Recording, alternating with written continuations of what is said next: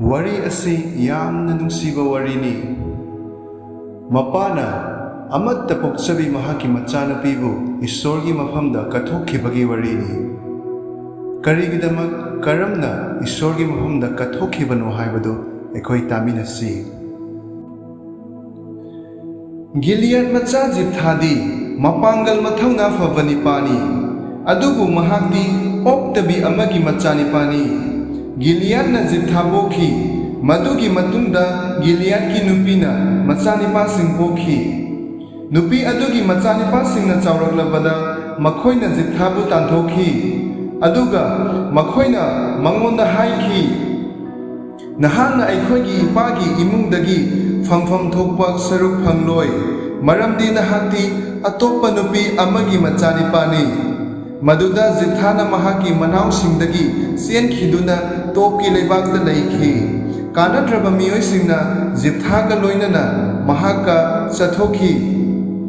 matamgi matung inna asumna thokhi Amon masa singna Israel gi mayokta lan songnakhi Amon masa singna Israel gi mayokta lan songnaba matamda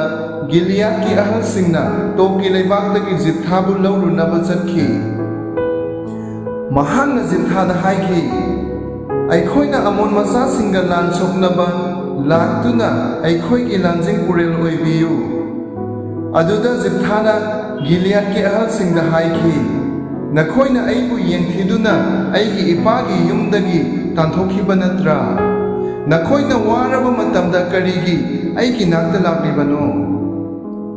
Gilead ki ahal singna Jepthada haikhi Maram asigidamak nahangna aikhoiga loinana chattuna Amon masa singa lan soknaba amasung nahangna Gileadta leiriba mi pumnamaki makok oinanaba hauze aikhoina nangonda amuk hanna laklibani Jepthana Gilead ki ahal singda haikhi Amon masa singa lan soknaba nakhoina aibu amuk yumda pubirabadi amasung Jehovahna makhoibu aingonda pibirabadi aina nakhoigi makok oigadra Gilead ki ahal singna Jepthada haikhi nahaki wagi matung inna aikhoina tawdrabadi Jehovahna aikhoigi irakta sakhi oigani adudagi Jepthana Gilead ki ahal singga chatminakhi aduga mi singna mahaku makok amasung makhoigi mathakta lanjing purel oihankhi Jepthana mahaki wa pumnamak asi Mispada Jehovah gi mangda haikhi Jepthana Amon macha singi ningthauda pau puba mi sing thaduna hairai nahakna aigi lamda aigi mayokta lan soknanaba laklibasi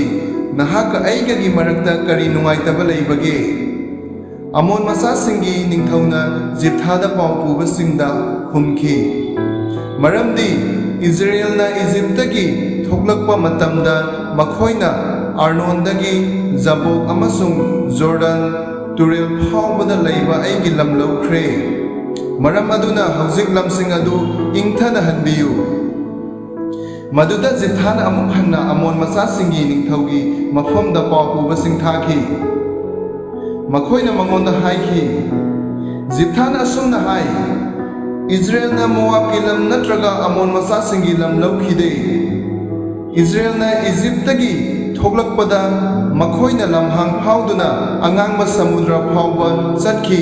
amasung Kadesha lakhi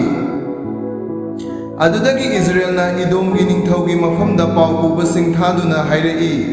aina nangonda nonjari nahaki leibak phawduna aibu chatpa yahanbiyu adubu Edomgi ningthauna tabikhide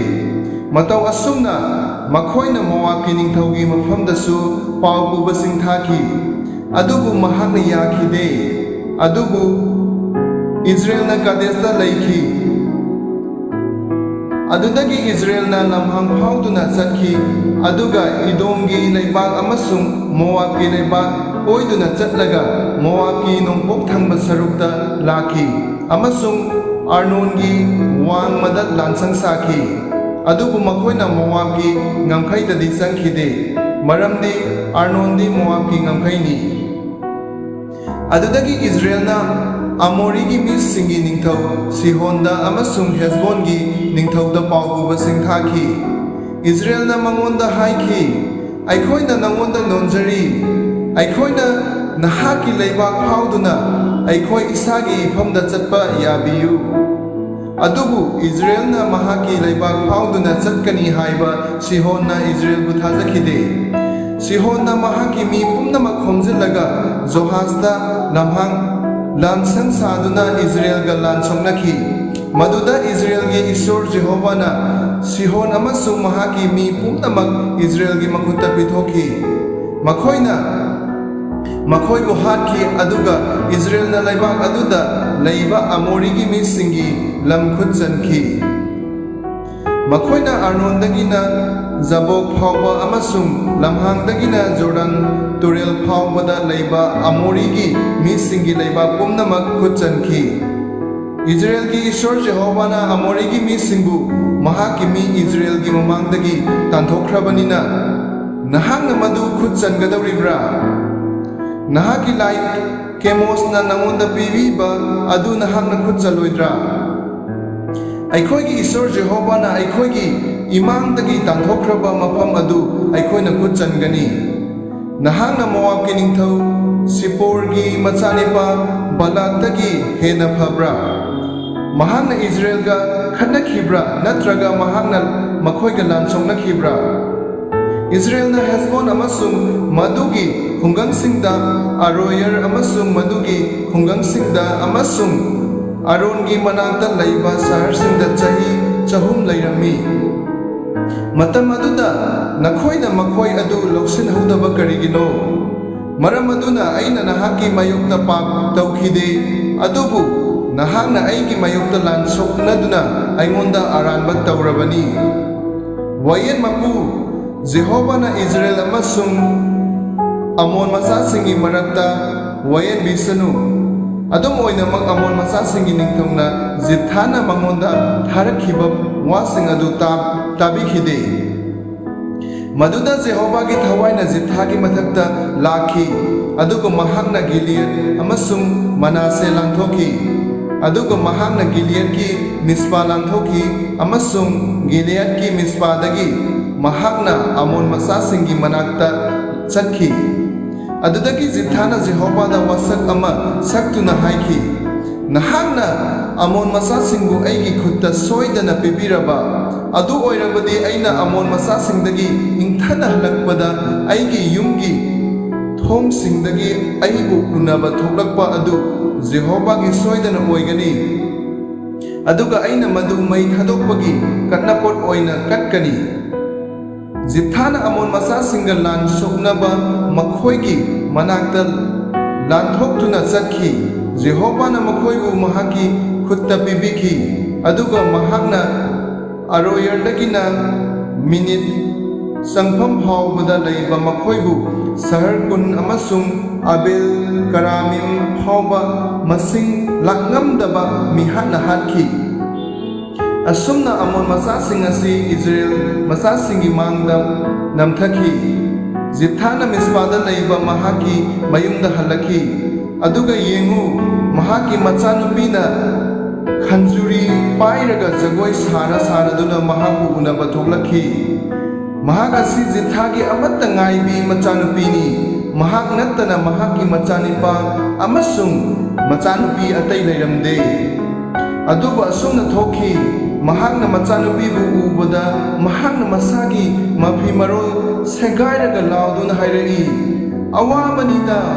ipagi ibema nahang aibu laikha tahalle aibu wahaliba singi marakta nahaksu ama oire maramde aina Jehovah gi mafamda itsinna haidokre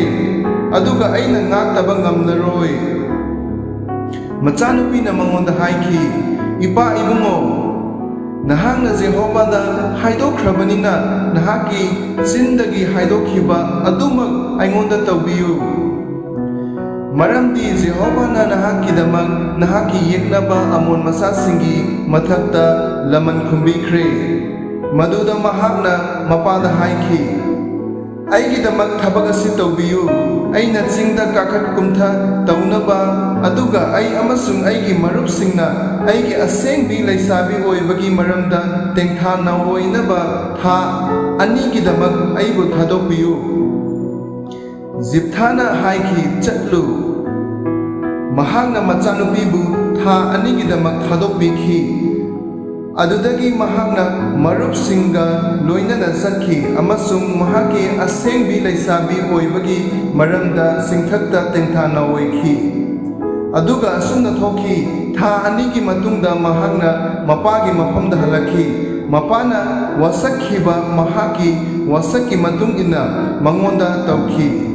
mahaki nipa masak khangdribini aduga thodok adu Israelda pathak oirakhi